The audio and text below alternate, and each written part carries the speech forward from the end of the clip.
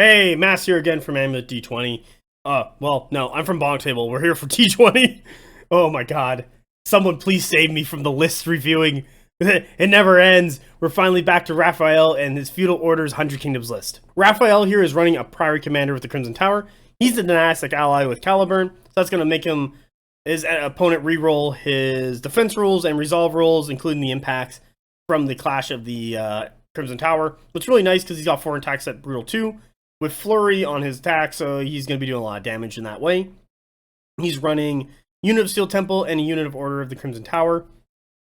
Myself, personally, I would put the Crimson Tower Prior Commander in the Steel Temple, giving that Tenacious 1 and the impact +4 with Brutal 2 into the Order of Steel Temple is just going to let them do more damage.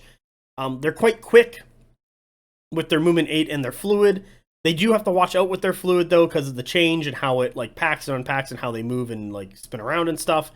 But they should be able to do good work with it. However, even if he decides to put them in the Order of the Crimson Tower to keep the fluid more flexible by only having 3 stands in the front, he'll still have a good time getting all those impact and Brittle 2 on the March Charge, on the Charge Clash, whatever else is needed. This is a good little warband. We get into our next warband, what is an Order of the Shield. Woo! It's actually been a while since I've seen an Order of the Shield. He's got the eccentric fighting style, giving him +2 attacks and re-rolling all his attack rolls, but also re-rolling his defense rolls. It's kind of fine. 100k doesn't really want to duel that much, to be honest, so getting more attacks is going to be a better choice.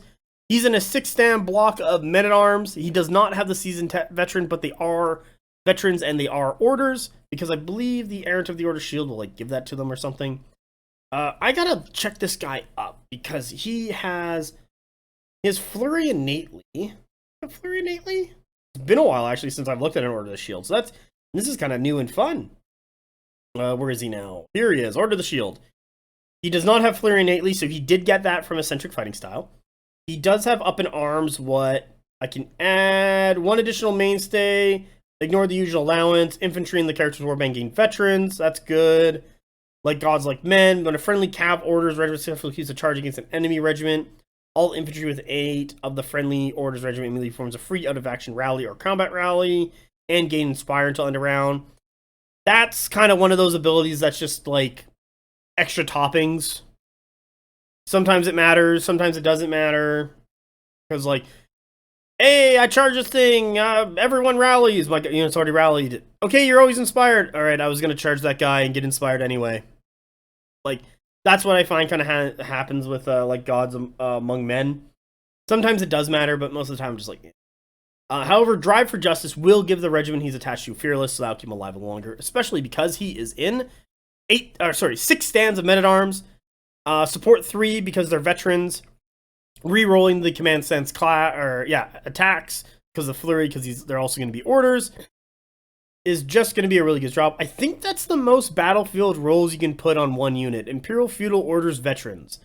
If you can get an Imperial Feudal Order veteran Theist regiment, that'd be like kind of funny. Maybe you could do it with Militia. That'd be like really. Can you do it with Militia? Hold on. This is just me joking around now. Militia, because I think you're Theist. So they're Theist Feudal. So you wouldn't be able. So they'd become Order veterans. Yeah. So the most you can have is 4. That is a lot of battlefield rolls you got going on. Big block of Men-at-Arms. The Fearless is going to help them. They are Clash 2. There is no Clash buff for them to keep them going. This is mostly just Errant of the Order, the Shield delivery system. 7 attacks at Clash 3, Cleave 2. He wants to get stuck into combat. His only issue is that they are Resolve 2 base. So while they're not broken, they're going to be using his Resolve of 4, what is going to help them out a lot. But they are D3, so D2 base, 3 with a shield, and there are only 4 wounds. So they kind of do die in droves, but hopefully with the Resolve 4 and their size, they're going to be Resolve 5, Resolve 6. They're not going to take any morale damage until very much later on as more guys have died to the Clash. But if there's any Cleave coming their way, they kind of just fall apart and die. Even Cleave 1, Cleave 2, they're especially dead. Saving on 1s is terrible on wound 4. But if they can get into fights with stuff that isn't designed to just like rip apart Men-at-Arms, what a lot of the game is, they will be doing very well. But that does lead into the second unit, what is the Order of the Ashen Dawn. Fantastic Anvil, can fight their way out of anything, wants to get stuck in and just beat people to death. I still love Ashen Dawn to this day. no matter what changes have happened to them, and they've only just gotten better. He did not opt to go to 5 stands, but I know someone before in the list review has opted to go to 5 stands. But this one, MSU, though, still going to be really solid. Impacts, attacks, 6 attacks going down to 5. It truly doesn't change that much because mostly a lot of the time the Order of the Ashen Dawn are just getting stuck in. They're using their defensive stats to just kind of hold off. And then with Clash 4, fight their way out with their 5 attacks, Clash 4, Cleave 1. They're going to be doing fantastic work. We get into our next Warlord or Warband. Actually, it is our Warlord and our next Warband. The Noble Lord, who has taken Weapon Master and Grateful Combatant, so he's going to get +2 attacks to attack 6. Cleave 1. He has from the front what's going to give forward force. Or front of the line. Is it the Bravery one or is it the forward force one? I want to say it's forward force. Where are you? There we go. Masteries. From the front is Bravery. So the stands in the regiment, including the character, more fearsome and terrifying. In addition, at the start of the regiment's activation, after resolving any draw events, they perform, before its first activation, remove the broken status.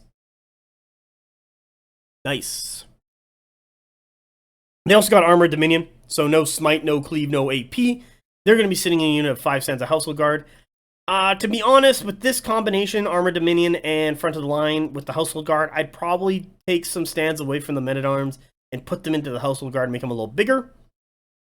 But it's kind of a decent split.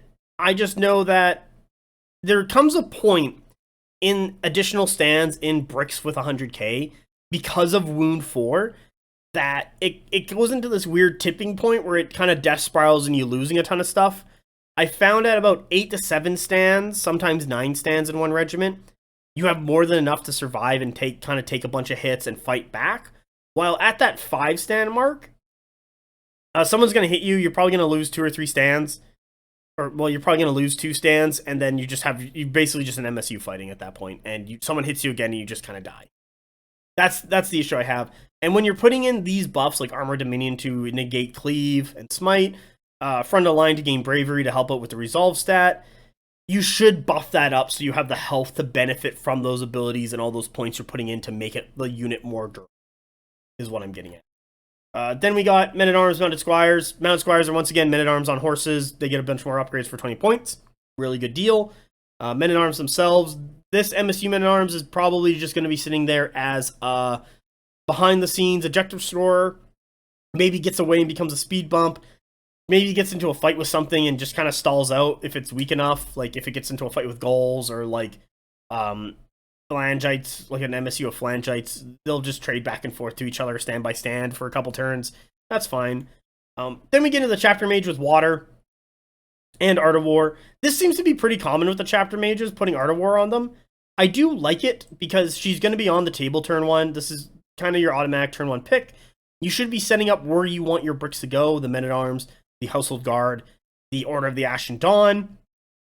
So she should be in a position to support that. When you start the game, you should be looking at the table, figuring out where those regiments can fit, and then having her in a position that allows those regiments to either hop her and get in front of her, or be beside her as they all move up the table. She's going to be casting Water, get those heal spells off, bring back the Household Guard, bring back the Men-at-Arms, keep them going as long as possible. Bravery for the auto rally is going to keep those guys going. Men-at-Arms for with the Fearless and like the High Resolve, hopefully keep them going so they don't break. And then you can also use the characters to rally, as of course. What else we got here? So yeah, overall, I don't think it's bad. I think I can see where it's going and why it's going in that direction. It's got its 2 bricks. It's got enough like weird random chaff to kind of hold on and be weird and coming from the flank. And then it has its closer with the Order of the Crimson Tower and the Priory Commander. 4 stands +1/5, like a big hammer. Sealed Temple to run around and be annoying and kind of trade and fight up and be very quick.